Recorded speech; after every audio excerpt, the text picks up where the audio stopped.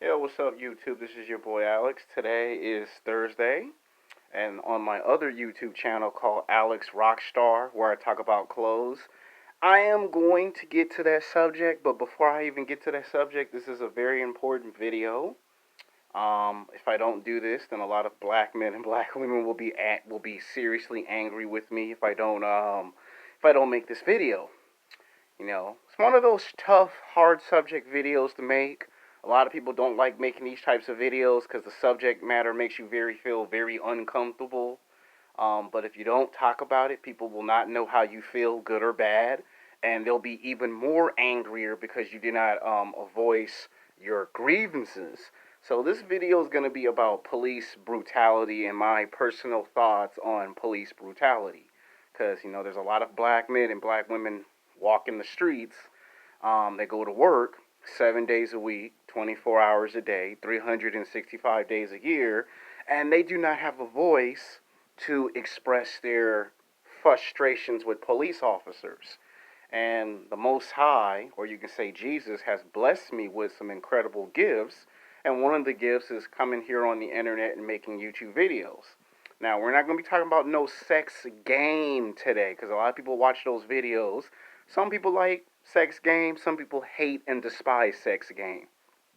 And they have their logical reasons why they like my show, Sex Game, and they have their intelligent, logical reasons why they hate the show Sex Game. Because when they see the title Sex Game, they always naturally assume that every single sex game video is talking about sex when that's actually the name of the title and then the real name of the subject matter. People like to read in what they want to read into. On this one, you ain't going to see the title of the sex game because I want you to actually read the actual title for what it actually is and stop overreactive on negativity for once and actually look at the video in its positive light for once. That means think logical and try to keep the feelings at bay. I said try. I didn't say don't, I said try. Now, when I was in high school, oh yeah, I used to see the police a whole lot when I was in high school. Every time I went to Westchester High School, I would see the police like at least 4 times a day. Not one, not two, not three. 4 times a day when I went to Westchester High School. 2 times in the morning and twice in the afternoon. If I wanted to go play basketball at Westchester Park, I was going to see the police 4 times a day. Now, they didn't bother me, and I didn't bother them. They would just say hi. But there were some certain moments where we would have too many kids at the park. And we all look the same when you're in high school. So sometimes they would have to, you know, get out of the car and go onto the basketball court and find out which one was an actual high school student and which one was just hanging out in the area. And a lot of times, a lot of kids wanted to gamble at the park, and that's why the police would show up at the park. And they would just 100% naturally assume that all of us are gambling when it's just 2 or 3 people.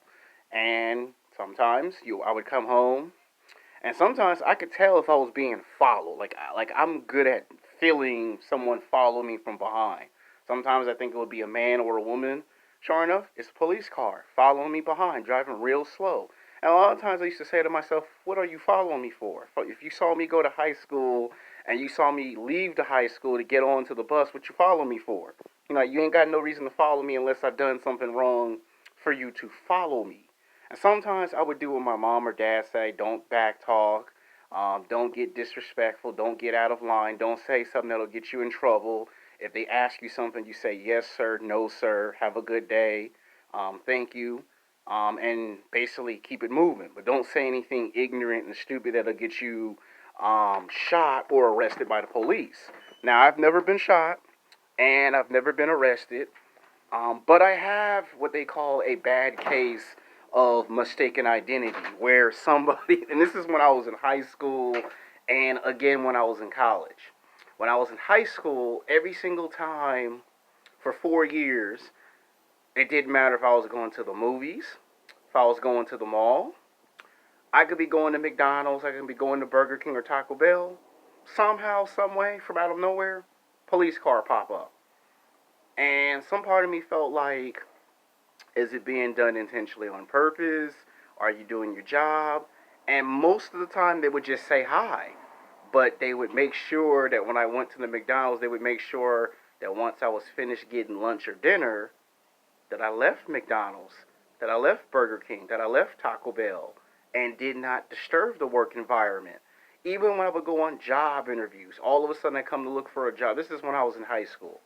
All of a sudden, I'm trying to get me a job because my mom telling me when you get out of high school and college, you just can't sit on your butt and watch TV. You're going to have to get out here and get a job like everybody else. You're going to have to pay water, gas, electricity. You're going to have to pay your cell phone bill, your cable bill. You're going to have to work to pay your bills. Like if you want to go to the gym and work out, you're going to have to earn the right to go to the gym, and then you're going to have to pay to use the services of 24-hour fitness, LA Fitness, Planet Fitness. You just can't show up to those places for free. You're going to have to work. Nothing's for free. And when I would come out of a 24-hour fitness, there goes a police car. Same thing when I went to LA Fitness, here comes a police car. And a lot of times I always just naturally assumed that, they also work out to stay in shape, and I never thought nothing bad of it until one day where I was in the neighborhood and they flashed a flashlight in my face. And I was looking like, it's like 8:45, 9 o'clock at night, 2004 on a Wednesday, and you flash a light in my face when there's no reason. And their excuse was we got drug addicts and former gang members who roam the whole entire area, which they do. So it's not like they wasn't telling the truth. And I'm like, but I'm not a gang member. I don't gang bang. I remember one time in 2006, this is when I first went to college at West LA College, West Los Angeles College, but we nicknamed it West LA College. A lot of the college students that were black men and black women, they would complain to me, like literally complain to me, that they didn't like it when they would go to West LA College and they had to see the police 4 times in one day. Like, I go on campus, I got 2 classes that start in the morning, I got 3 classes in the afternoon, I come Monday through Thursday, Friday and Saturdays are my day off from school, and I go to work. And they would tell me that they didn't like it because it made them feel very uncomfortable. It made them feel like they were aliens from outer space and you just, visiting. And I kind of felt, in high school and college, I felt the same exact thing. Like, I'd be walking by myself, and I could be in an area where I'm trying to go to a McDonald's or a Burger King to use the restroom or to get something to eat, and then when I come back out, there's a police car. And at that time, I remember there was this one guy that let me use the restroom. And then while I was using the restroom, like a gutless coward that he was, he called the cops on me for no apparent reason. And I was like, it's unnecessary. Like, either you say, yes, I can use the restroom at McDonald's, or no, I cannot use the restroom at McDonald's. But you don't tell me, yes, I can use the restroom at McDonald's and then turn around and call the cops just because you want to. The cop in this situation, he thought it was pointless. He thought it was stupid. It didn't make no sense. He just told me next time, go to a Home Depot or go to your nearby college or go to a place that has a public restroom and then use the restroom there. Don't come back to this McDonald's no more. So, that was just like one of those times, So, only when I was in high school and college, you could say, for the most part, I would see the police a whole lot. I would probably say from age 18 to age 26 or 27 is how many, that's like a long time to see the police. Because when I would go to places like Marina Del Rey, I wouldn't see the police that much. Unless there was a car accident, unless somebody got hit by a car. Same thing when I went to places like Beverly Hills, Santa Monica, I would see the police, but those were the only times that I wasn't being bothered by. But I'm talking about when I was in high school and college, and from age 18 all the way to 27, I would always be coming home. I would be coming off the bus. The next incident was them asking me, where you coming from? And I remember before I can even answer the question, this other cop cut me off in the middle of a conversation and said, do you gang bang? You look like one of them Crips. And I'm like, I don't gang bang. Okay, I don't gang bang. I'm in college. I'm taking television classes, film classes. You know, I'm looking for a job. I ain't got time to be on the street messing around. You know, and they were surprised by my intelligent answer. Like they didn't expect me to say something smart and intelligent to them. They were expecting me to say something ignorant, stupid, get out of line. And I said something very smart and intelligent. And what I said was, I'm going to college. I take film classes, television and film, and I'm looking for a job.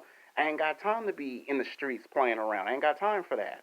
And they let me go, but I just didn't like the fact that they would stop me and ask me stuff that didn't make any logical sense. And then be surprised that I said something logical. Now, that's when I was in high school and in college. Now, when I got 28, 29, 30, it stopped because I got from my early 20s to my late 20s to my early 30s. And once I started working a whole lot, they would see me work at the places that I say I was working at. So there was no reason for them to even stop me on the streets at all. They would see me drive by coming from Top Shop Top Man. Oh, he works at the Grove. Or they see me working in Santa Monica. They just drive by. They wouldn't say nothing. And this video is for the black men and black women who don't have a voice. Now, when I was seeing the police a whole lot in high school and college, I did feel very angry and very frustrated, just like all of you do. I feel what y'all feel. I see what y'all see. It may not seem like it and it may not look like it because I don't make them type of videos, but this is the first video that I've made because it's been going on ever since the accident. And guess what? You want my personal thoughts? Now you're getting my personal thoughts. It's wrong to do police brutality on any black man or any black woman, period. I don't care if it's 7 days a week, 24 hours a day, 365 days a year. It's wrong. Right is right, wrong is wrong. When you start terrorizing black men and black women for no apparent reason, it's very rude and disrespectful because these are people who go to work, these are people who go to school, they pay bills, they work hard, and they don't get that many opportunities. Like, not everybody can play professional basketball, football. Not everybody can do rap music. Not everybody can do television and film. Not everybody can do YouTube videos like me. You know how many people on this block do not have the ability to get on camera and voice their opinion like I can? And when they see me do YouTube videos, the one thing that they expect me to do is to talk on their behalf because they want someone to speak up for their grievances. Now, I have not been messed with by the police as of lately. I had made a video about that a month and a half ago. Some people like that video, some people hate that video. It's understandable, nothing to take personal. This video, on the other hand, is different from that one because this one's talking about police brutality. You know, now I've seen other guys, other black men get stopped by the police and get harassed for no apparent reason.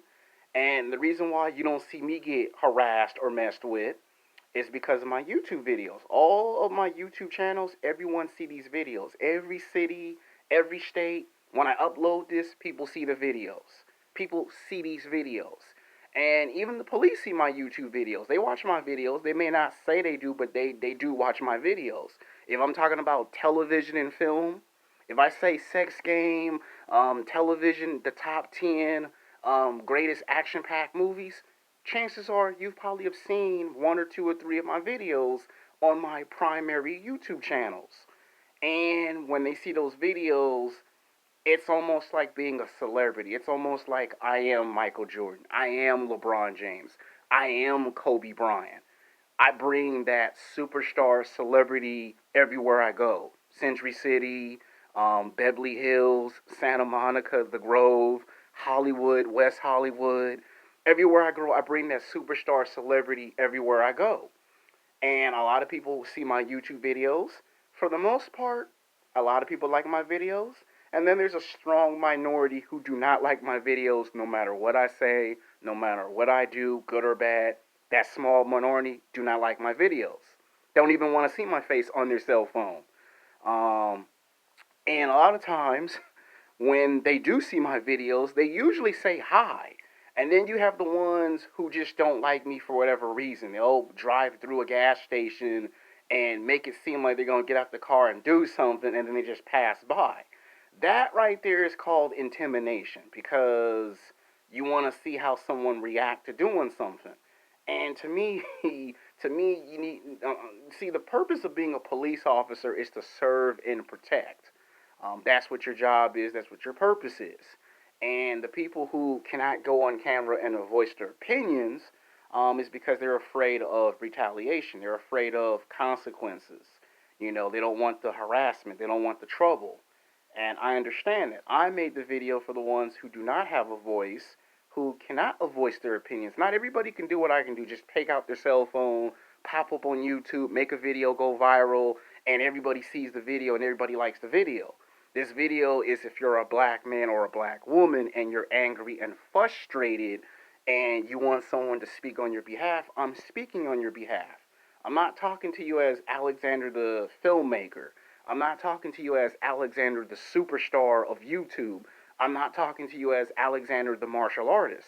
I'm talking to you as Alexander the human being. I'm talking to you as Alexander the black man. I'm talking to you from black man to black man, black man to black woman. That's who I'm talking to in this video.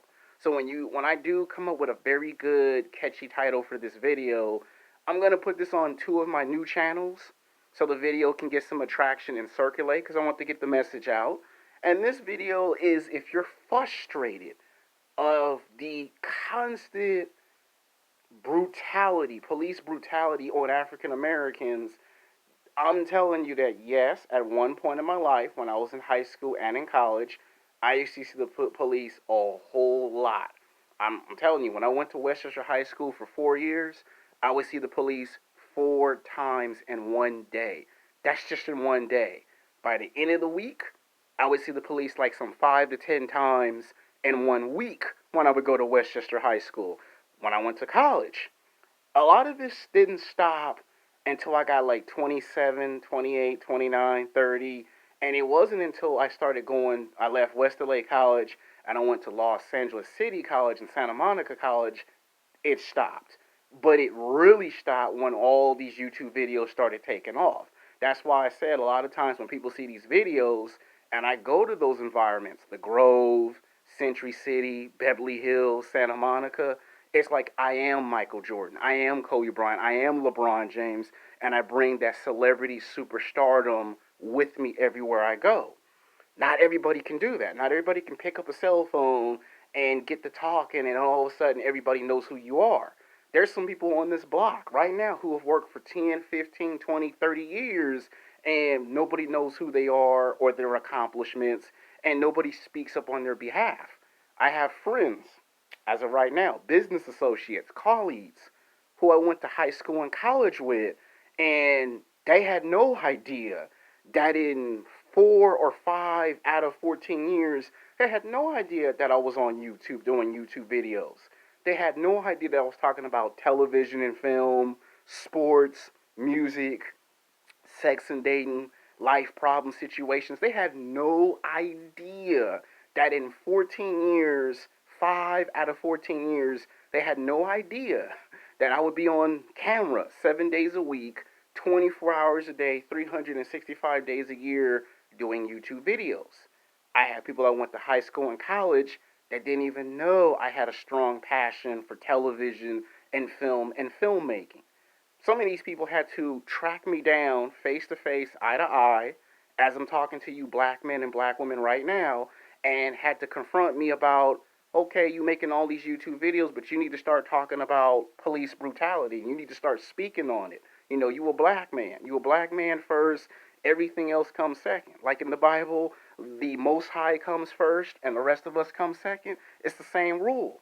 And I'm speaking on it because I'm giving you my personal thoughts. Now, yes, I heard that the guy got shot 7 times. He had 3 kids. To me, that's uncalled for. And to me, when you hear stuff like that all the time, it makes you sometimes sit back and it makes you wonder, how much good do I have it and everybody else does. My mom used to always hit me with this. My mom would tell me this for about 12 years before she passed. My mom used to always tell me, you don't understand how good you got it. And she talking about me. You don't understand how good you got it in this world. You don't understand the advantages you have. You don't understand how come you got a good opportunity and other people don't. Like you get to go to all these fun places and you don't get messed with or harassed, and you see somebody the same color as you getting harassed, and you don't know what that feels like until it happens to you. My mom used to always have private conversations with me regarding the police. And my mom would always tell me, don't be trying to, show off. Don't be trying to talk back or act smart. They ask you a question, you answer it to the best of your ability. If you have to file a complaint, then you file a complaint. But you don't want to create unwanted attention everywhere you go because you like to run your mouth. And my mom was trying to explain to me, so I'm giving you my personal thoughts so you know what my personal thoughts are. So this way, when you see me on the bus, on the train, you can say that's Alexander Oden who makes those YouTube videos. He finally spoke up on the matter of police brutality. Now I'm still gonna come up with a better title for this video that's gonna indicate to you that this is for me speaking to black men and black women. I will make a video Friday night or Saturday night. That's my original content. But this video is about police brutality. So basically this is only going to be part one of the video.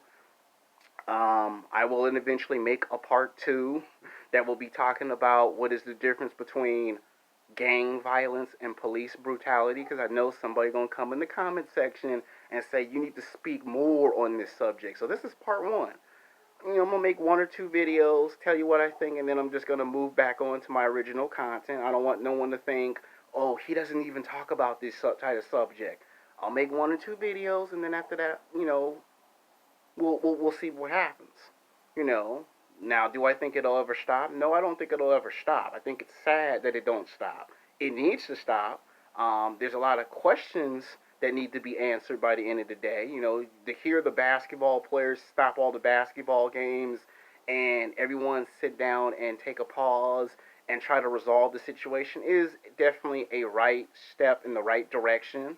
Yes, we have the election coming up. I've been researching that. I've been watching videos on that.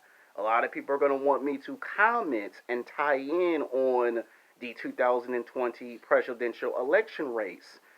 That's going to be a completely separated video down the line.